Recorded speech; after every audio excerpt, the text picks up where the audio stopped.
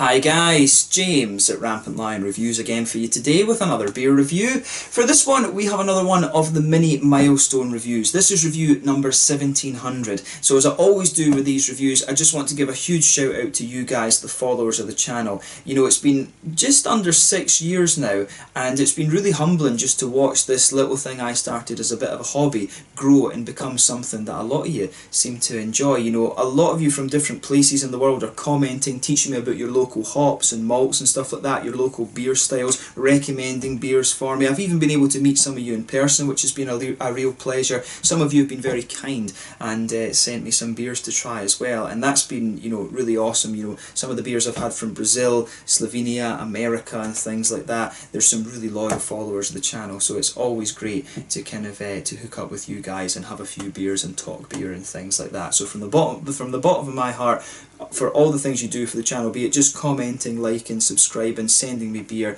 meeting up with me and showing me around and stuff like that, a huge thank you. And Rampant Lion Reviews, as I say, will always continue. There's always new beers to try, so you can rest assured that Rampant Lion Reviews won't stop until this thing inside here does. But yeah, for this review then, we are going to have a look at a beer from America that has a little bit of a cult status. So we're going to go to New England today. We're returning to the state of Vermont. I've tried a couple of beers from Vermont, but like I say, this is one that has a little bit of a cult status. So we're going to go to Waterbury today, which is very close to where Ben & Jerry's is made, and we're visiting the Alchemist Brewery for the first time. This is the legendary Heady Topper coming in at 8% ABV, and obviously it's a New England double hazy IPA. The interesting thing for me about this one is that apparently it has 120 calculated IBUs. Now, your normal palate can only pick up 100, and normally these New England IPAs sit somewhere in the sort of 30-40 IBU region, so I'm very curious to see how this one turns out. But obviously it's a beer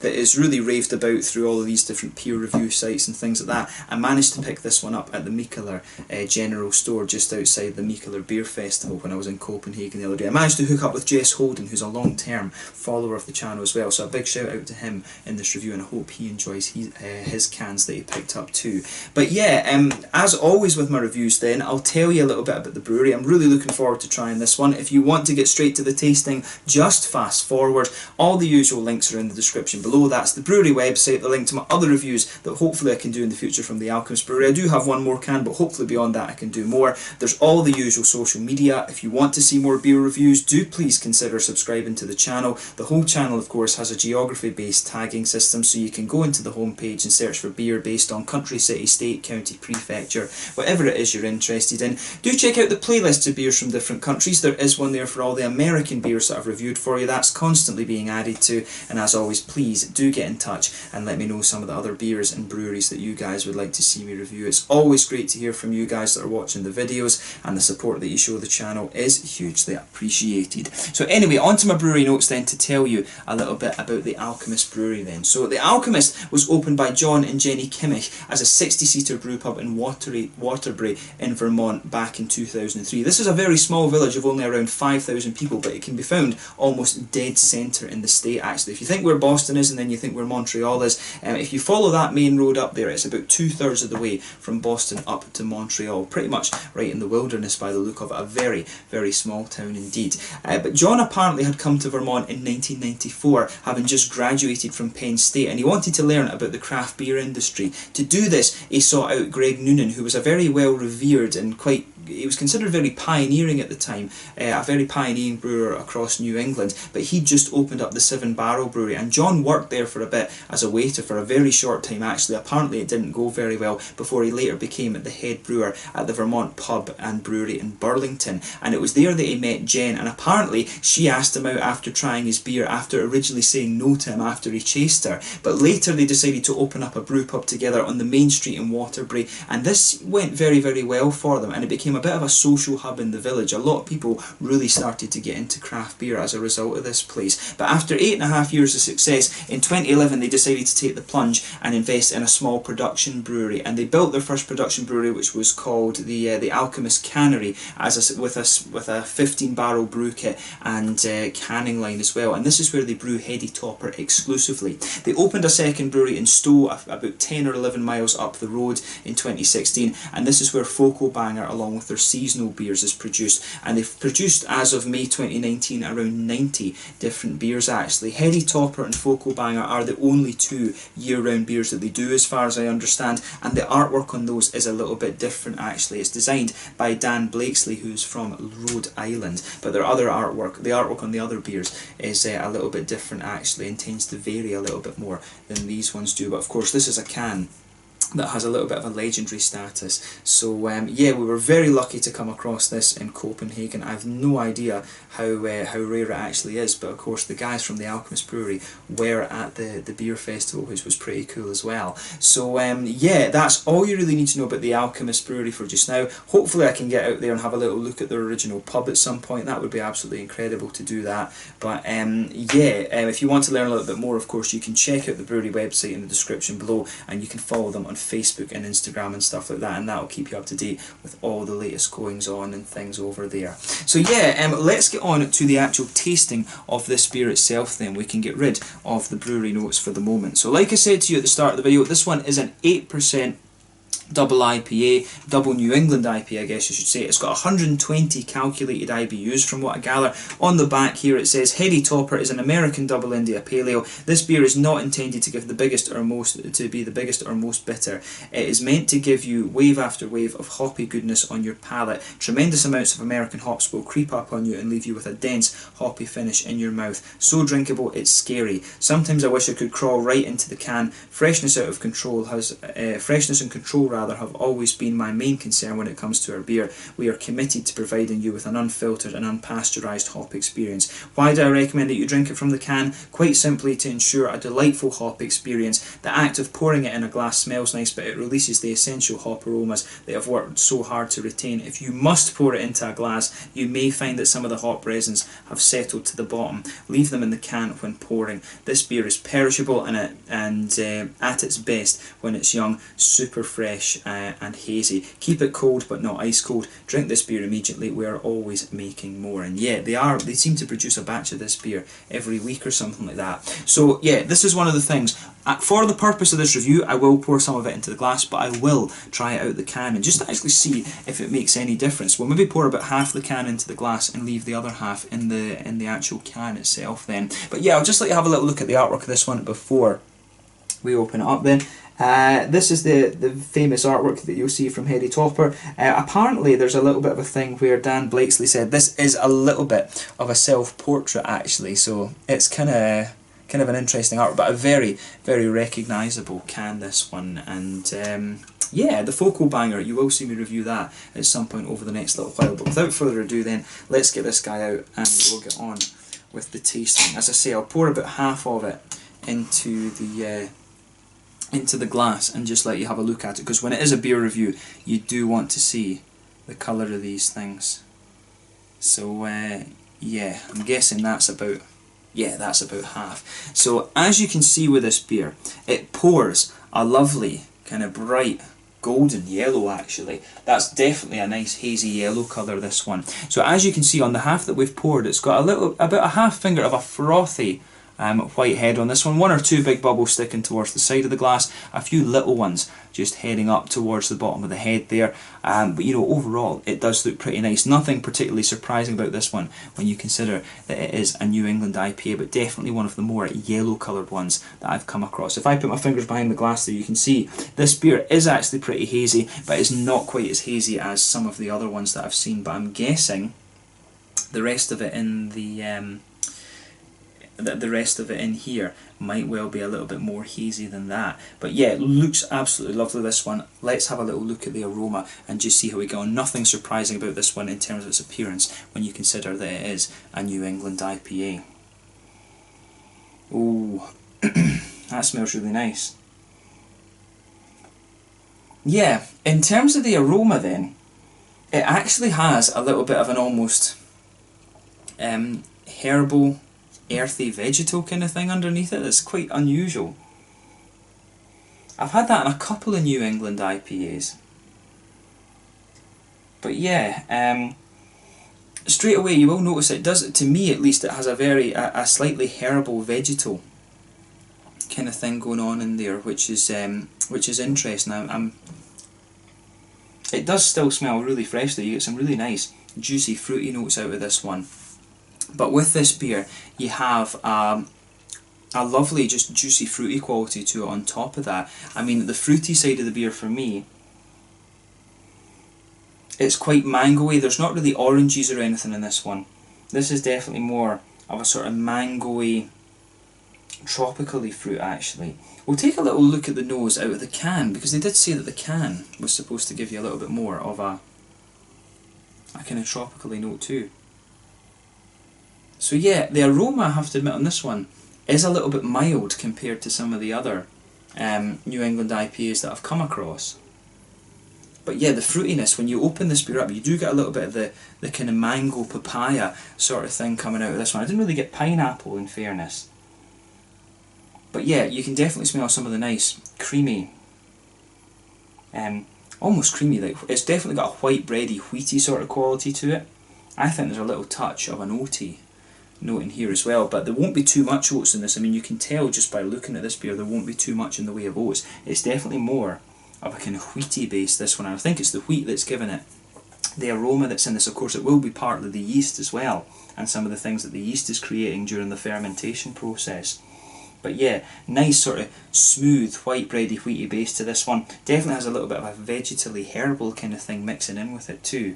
Little touch of an almost oaty note to it. Definitely a little bit of a kind of biscuity sweetness as well. It really reminds me of a little bit of the McVitie's digestive biscuits that we get. I'm not sure if you get those in New England right enough, but the biscuity aromas you get out of this one really remind me of that.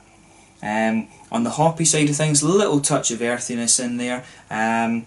That's quite minimal actually, but it does build a bridge between the sort of herbal vegetal side of this beer. Some nice floral aromaticities as well, and definitely a nice little bit of a lighter grassiness too. In terms of the fruits, like I said, a little touch of mango for me. A little bit of I want to say there is a little bit of a grapefruity note to this beer as well. Yeah, a little bit of grapefruit, a little bit of passion fruit maybe. Some mangoes, definitely more leaning towards the tropical fruit side of things. I did wonder if there was a bit touch of a kind of limey gooseberry sort of note in this one when I opened it up as well. So I don't know, this one's a little bit difficult. I always like to play guess the hops normally with these beers when I try them, but this one seems to be a little bit more of a mystery, if you like. But yeah, as I always say, take a little bit of time and enjoy the aroma of this one before you get stuck into it. But this one, as I say, one of the legendary New England IPAs, so if you get the chance to try this one, then definitely just pick it up. I was very lucky to come across this one in Copenhagen. But without further ado, let's have a taste of this beer and see how we get on. As I always say, take a bit of time and just enjoy the aroma before you get stuck in. Always half the experience when it comes to craft beer, whiskies and sakes. But let's get stuck in. This one is the Heady Topper from the Alchemist Brewery in Waterbury in Vermont, one of the legendary New England IPAs. Let's get stuck in. Slàinte, skål.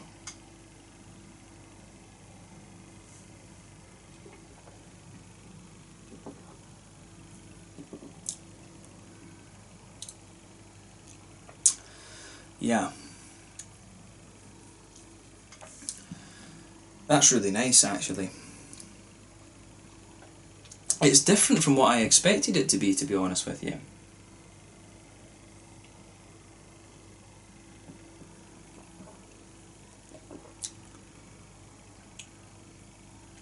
Yeah, I mean, the thing I'm noticing about this one,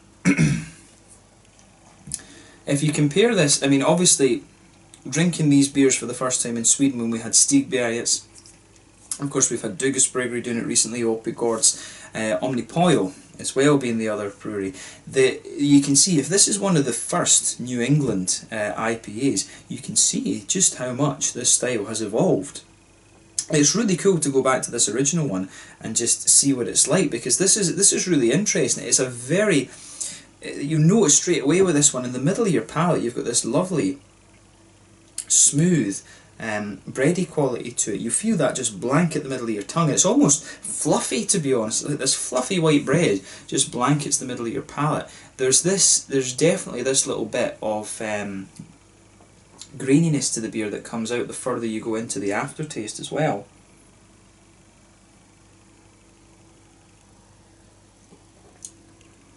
Yeah, that's one of the smoothest beers that I've come across, I think, in all the years that I've reviewed beer for you on the channel. Let's take a sip of it out the can and just see if it's any different.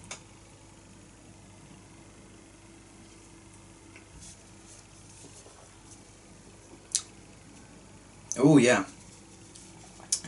I do see what he means by opening this one up in the can. The hoppy raisins and stuff really actually do come out more if you drink this beer from the can. It comes across as a little bit more malty and smooth if you put it in the glass, but really if you drink it out the can, it does become a more hoppy and kind of bitter offering. Actually, it's really nice, this one. You know, massive thumbs up to the Alchemist Brewery for this. This is just an awesome beer, and you can see why people would kind of latch onto this style a little bit.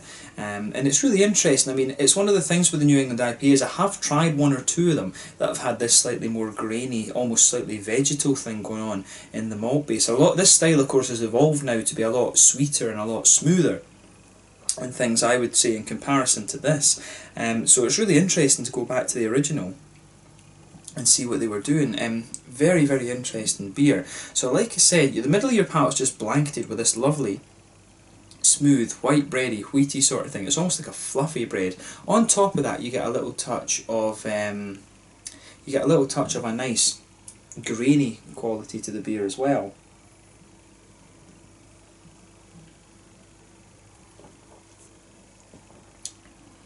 Yeah. It almost, you can feel the beer, the more and more you drink of it, the more it kind of, it sweetens up a little bit. In the middle of your palate there is a nice biscuity note, as I say, the McVitie's digestives that I was picking out of the Aroma. You can almost feel that there's just a circle in the middle of your palate there, and you've got this lovely little biscuity McVitie's digestive sort of sweetness thing coming out there. There's maybe a teeny little bit of an almost straight up caramel in the middle of the palate, but that's very, very, very minimal actually. But the further you go into the aftertaste with this beer, the more it starts to it's almost just that the middle of your palate kind of dries out a little bit, and yeah, it definitely is more about how the middle of your palate just dries out a little bit, and some of the piney raisins really start to ring out in this one. It's really nicely done, this, I have to say. So, you know, big thumbs up to Heady Topper, to the Alchemist for this. This is an awesome beer, and if this is where it all started, it's just really cool to go back and try this and see how the styles evolved. Actually, I said the same thing recently because I've been reviewing a lot of sour beers. Just for example, like we had Breakeriet here in Sweden, and you don't really appreciate how good they are at doing the style until you go back and try the originals. And it's quite cool actually just to see, in particular with this style, because it is a new style. It's really cool to see how that's evolved actually. But yeah, the malt base in this one is really nice and quite different from what I thought it was going to be. It's definitely more of an all-grain malt base than having the oats into it, which I have to say I was quite surprised about actually. But yeah, let's have a look at the hoppy side of the beer then.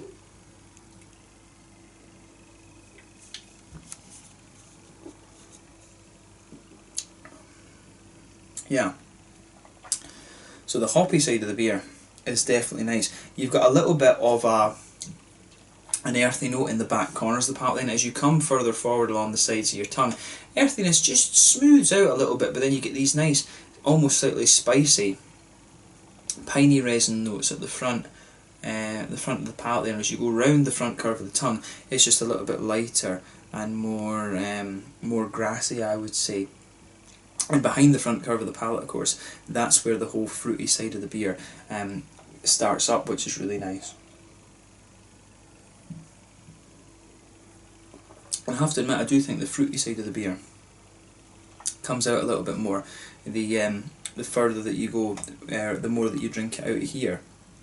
But we'll look at the fruity side of the beer from both aspects. But yeah, nice oily bubble behind the front curve of the palate there. If you go right to the back of that front curve of the palate for me, there's a nice grapefruity note in there. I would be curious to know whether they've put a bit of Chinook in here. There's just something in my head that's saying the level of spiciness and resiness that you get out of this beer has to be a little bit of Chinook. I wouldn't be surprised if there's Columbus in here as well, because the more floral aspects do have that almost aniseedy, licoricey type spice spicy floral quality to them as well. This beer, it really is a little bit more like,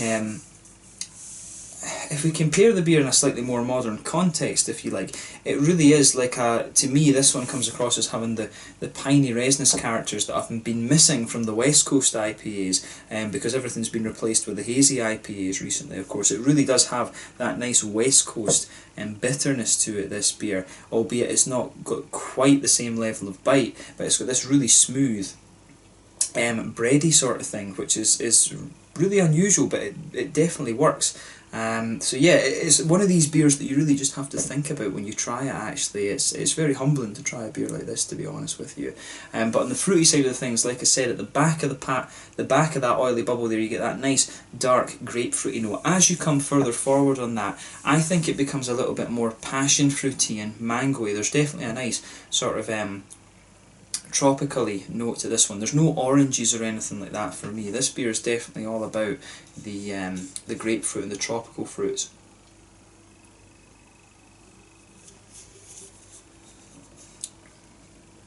Yeah, definitely. I mean, there could be a little kind of subtlety in there, like papayas and apricots and stuff like that. Particularly the further you go into the aftertaste, I think there's a little bit of a papaya apricot-y sort of flavour to this beer, but for me the main component of the fruity side of things is the it definitely has to be the sort of grapefruity and passion fruity notes. It's those slightly darker, if it's right to say that, the darker or more sour tropical fruits that are coming out of this one. But yeah, it's very straight up, this beer. It really reminds me of, it has that West Coast hoppiness to it, but it's got this smooth, almost wheat, that just this very smooth, fluffy, wheaty, white bready base with a little bit of a graininess there. The further that you go into the aftertaste with this one, you can really feel the slight graininess in the malt base of this beer intertwining with that nice hoppy resinous character that the beer has. But I mean, overall, it's a beautiful beer. It's one of the cult classics. It's just really cool to be able to try this one for you here on the channel. So yeah, in terms of the mouthfeel then, I would describe this beer as being fairly mid-bodied. The carbonation for me is very, very smooth. It has almost that kind of German Brauhaus smoothness, as I would call it. I used to live in Heidelberg in Germany. I studied my chemistry master there, and it really, the smoothness that this beer has does remind me a little bit of the how smooth some of those beers that you used to get in the Steins over there were. It has that level of smoothness to it, so a very smooth mouthfeel, nowhere near as creamy as you'll get from some of the newer New England IPAs, right enough. But yeah, nice big hoppy bitterness to this one. As I said, it's supposed to be 120 calculated IBUs, so there's more IBU in this beer than your palate can actually detect, but it does have a big beastly quality to it. Nice piney resins and also some nice floral aromatic spice, and of course the typical grassy notes, everything you'd expect from the green side of the hops. Nice smooth malt base, little bit of graininess to it, and as it dries out, the further you go into the aftertaste, you do pick out just a little bit of sweetness in the middle of the palate too, and of course it's got some nice big dark, almost not quite sour, but definitely has those nice big dark tropical fruit notes to it, which is quite interesting. It almost, in some ways, I don't know whether it's right to say that this beer reminds me a little bit of some of the, you know, like for example the Sierra Nevada Pale Ale or the Torpedo. It has that kind of vibe to it, but as a New England IPA. That's an interesting perspective to take on it, actually. This beer is probably the same, you know, it is to the New England IPA as those beers are to the West Coast IPA. It's really interesting, as I say, just to see how this style has evolved so much over time. But yeah, a beautiful beer, this one, and I'm really glad that I was able to review this for you here on the channel. So yeah, let's leave it at that. I would say overall a nice mid-bodied, very smooth beer, a lot smoother, and smooth in a very different way actually compared to the other ones. I think that's a fair way to sum it up. But yeah, once again, thank you for watching my beer reviews. Until the next time, please like, subscribe, share, all the usual YouTube stuff. Let me know your own thoughts on this beer in the comment section below. Let me know what your favourite beers are from the Alchemist as well, and I'm sure that will return to these guys at some point in the fair near future. A beautiful beer, this one, and it's been really cool to review this one for you for review number 700. So until the next time, stand you just now, and I will catch you guys very soon. This one is the Heady Topper, a double New England IPA, ridiculously easy to drink at that as well, so it's a little bit dangerous, from the Alchemist Brewery in Waterbury in Vermont, right next to where Ben & Jerry's ice cream is made. Till the next time, slàinte just now, and I'll catch you guys later. Slàinte, skål, make sure you try this beer if you get the chance. Cheers.